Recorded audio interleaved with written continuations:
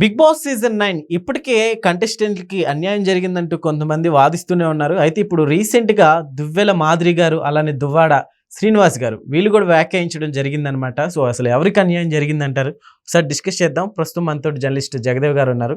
ఇంటర్వ్యూలోకి వెళ్ళిపోదాం. Hello sir. Hi Zakir. ఏంటి sir almost complete అయిపోయింది కదా! సో, ఇప్పుడు దువ్వెల మాదిరి గారు అంటే రమ్యకి అన్యాయం జరిగింది అన్నట్లు కూడా వ్యాఖ్యానించారు. ఏ విధంగా అంటారు?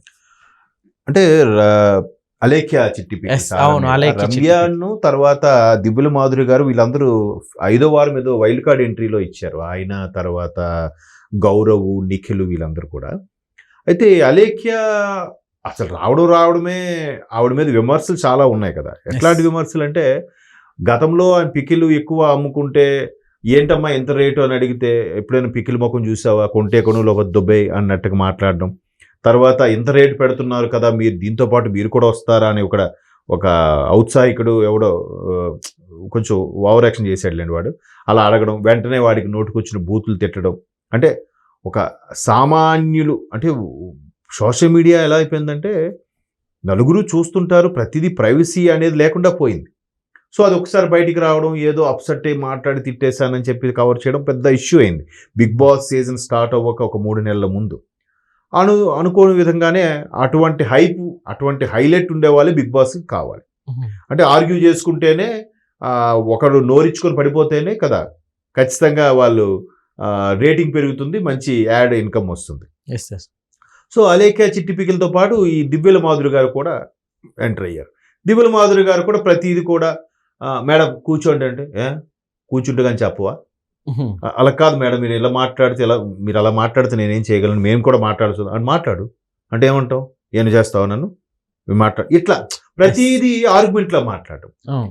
అక్కడ వీళ్ళిద్దరికి ఫ్రెండ్షిప్ కుదిరింది. ఈ దివ్యల మాధురి గారికి, అలేఖ్య చిట్టి పికిల్స్ రమ్య గారికి వీళ్ళిద్దరికి ఫ్రెండ్షిప్ కుదిరితే ఇంకెలా ఉంటుంది, ఇద్దరిది అదే బాపతో. సో ఈ నేపథ్యంలో ఆవిడ తర్వాత ఎలిమినేట్ అయిపోయినప్పుడు కూడా ఆవిడ ఏం బాధపడినట్టు ఎక్కడ చూడలే. నేను అనుకున్న టార్గెట్ రీచ్ అయ్యాను, బిగ్ బాస్కి వచ్చాను.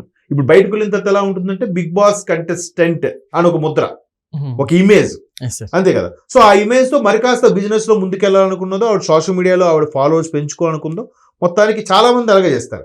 అంతవరకు వెళ్ళిన తర్వాత ఆ ఇమేజ్ పెంచుకోవడానికి బిగ్ బాస్ వేదికని వాడుకుంటారు. దానికి సంబంధించి నా మిత్రుడు కూడా ఒకటి చెప్పాడు, కొంతమంది అప్పుడప్పుడే అప్కమింగ్ గా వస్తున్న సోషల్ మీడియా వేదిక మీద ఇన్ఫ్లుయెన్స్ గా వస్తున్న వాళ్ళు తిరిగి పైసలు ఇచ్చి కూడా బిగ్ బాస్కి వెళ్ళే సందర్భాలు ఉన్నాయంట కొంతమంది. నిన్నాను, మరి ఇది నేను విన్నాను, వాస్తవమో కాదో నాకు తెలియదు. అయితే ఆ విధంగా అలా వచ్చిన వాళ్ళు కూడా ఉన్నారు. బట్ ఈవిడ నోరు వల్ల లేకపోతే ఈవిడ ఫేమ్ అవడం వల్ల బిగ్ బాస్ వైల్డ్ కార్డ్ ఎంట్రీలో వచ్చింది. రావడమే ఇప్పుడు ఏదైతే కప్పు గెలుచుకున్న పడాల కళ్యాణ్కి కూడా వాడు ఉమెనైజర్ లా ఉన్నాడు, వాడు మాట తీరంతా అలాగే ఉంది అన్నట్టుగా ఒక విమర్శించింది. మొన్న ఫైనల్ రోజు కూడా నాగార్జున గారు అదే అడిగారు, మీ తోటి కంటెస్టెంట్లు మీకు ఎవరైనా సారీ చెప్పాలనుకుంటున్నారా అంటే కళ్యాణ్ ఏమనంటే సారీ చెప్పవలసిన లేదు, బట్ నా గురించి తప్పుగా అనుకున్నారు, అది కొంచెం నాకు ఇబ్బందిగా అనిపించింది సార్ అన్న. ఎనీహౌ సారీ కళ్యాణ్ చెప్పి ఆమె ప్రేక్షకులు కూర్చున్న లేఖ్య రమ్య మోక్ష ఏదో పంపారు, వచ్చి సారీ చెప్పారు. సో అట్లాంటి అమ్మాయి ఇంకెట్లా పొందిగ్గా ఉండగలదు. బిగ్ బాస్ లోనే స్టార్ ఫైర్ ఏదో ఒక ప్రోగ్రామ్ పెట్టి ఒక ఎపిసోడ్ లో గేమ్స్ పెడుతుంటారు కదా ఆటలు, ఆ ఆటల్లో భరణి గారిని ఈడ్చిపడేసింది ఆమె.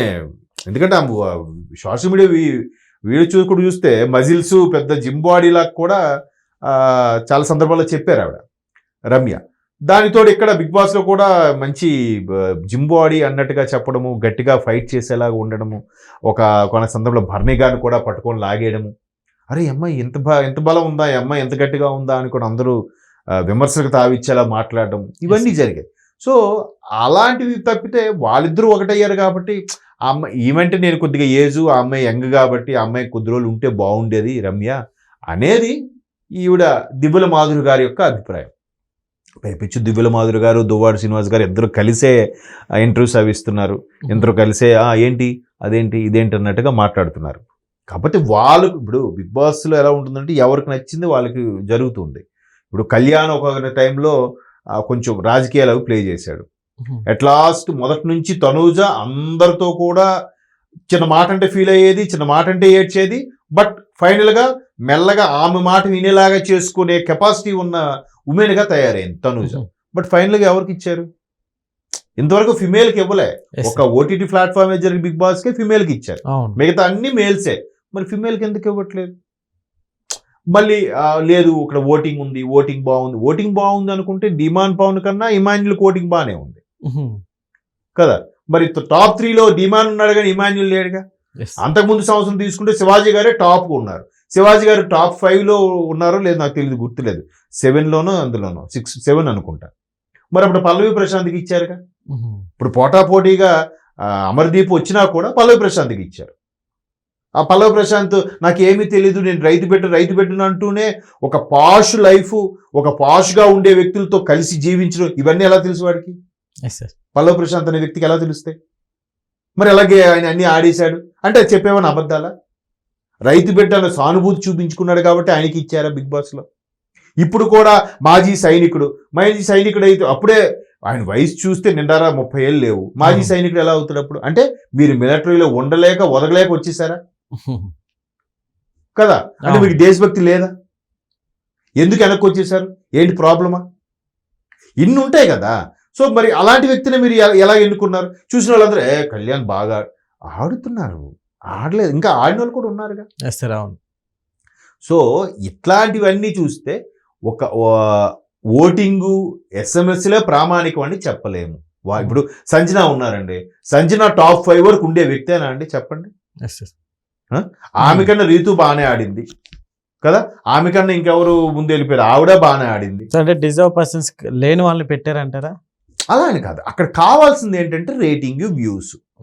ఎప్పుడైతే బిగ్ బాస్ 8 or 7 ఏది బాలీవుడ్లో హిందీ బిగ్ బాస్ సల్మాన్ ఖాన్ గారు చేసే గెస్ట్ చేసేది, హోస్ట్ చేసేది, దానికి ఇద్దరు కంటెస్టెంట్ సీరియల్ ఆర్టిస్టులు కొట్టుకునే వరకు వెళ్ళిపోయింది. అది ఒక్కసారిగా 30 మిలియన్లు ఎంతో చూసేసిందంట. సో ఇంక అప్పటి నుంచి బిగ్ బాస్ అంటే బనిజాయ్ టీం. ఆ బనిజాయ్ టీం కాన్సెప్ట్ ఎవరైతే ఆర్గ్యూ చేస్తారో, ఎవరైతే ఎక్కువగా వాదిస్తారో వాళ్ళు ఉంచండి, వాళ్ళు ఉంటేనే కదా రేటింగ్. సంజన గారు అన్నిటికీ మీరంతా మీ బతుకెంత అనేసి మళ్ళీ అది నా ఉద్దేశం అది కాదు సార్ సారీ సార్. నాగార్జున గారు సీరియస్ అయిపోయారు. మీరు కావాలంటే బయటకు వెళ్ళిపోవచ్చు, ఇప్పుడే డోర్స్ ఓపెన్ చేస్తారు. మీరు అన్నివన్నీ అనేస్తారు, మళ్ళీ సారీ సార్ నా ఉద్దేశం అది కాదు సార్ అనేస్తారు. ఎంతవరకు కరెక్ట్? ఆఖరికి ఇమాన్యులు మీ మమ్మీ అలా అంటుంది నువ్వేం ఖండించు అని కూడా అడిగితే ఆడు కూడా సీరియస్ అయ్యి చెప్పాడు, మీరు ప్రతిసారి నోరు జారేస్తున్నారు, మళ్ళీ ఏదో ఒకటి సారీ చెప్పేస్తున్నారు, కరెక్ట్ కాదు. మరి అలాంటి ఆవిడ ఎంతోమంది 3-4 సాక్రిఫైస్ చేస్తే కదా వచ్చింది ఆవిడ, మళ్ళీ రీఎంట్రీ ఇచ్చింది. మరి అంటే ఆవిడ 5th ప్లేస్ వరకు ఎలా ఉండగలిగింది? సో కొంత డ్రామా, కొంత ఓటింగ్, కొంత డైరెక్షన్ పార్ట్ కదా. సో మేబీ అలాంటి సందర్భం వస్తే రమ్య కొంచెం దివ్యల మాధురి గారు అన్నట్టుగా ఇంకొక 2 వారాలు ఉండేదేమో, ముందే వెళ్ళిపోకుండా. అలా అయితే నిఖిల్ కూడా ఉండాల్సిన వ్యక్తి, అప్పుడే ఎలా కదా. కాబట్టి బిగ్ బాస్ అలా పెడుతున్నాడు, మనం చూస్తున్నాం, దాని మీద మళ్ళీ మాట్లాడుకుంటున్నాం, మనమే పిచ్చోళ్ళం. Okay sir, thank you.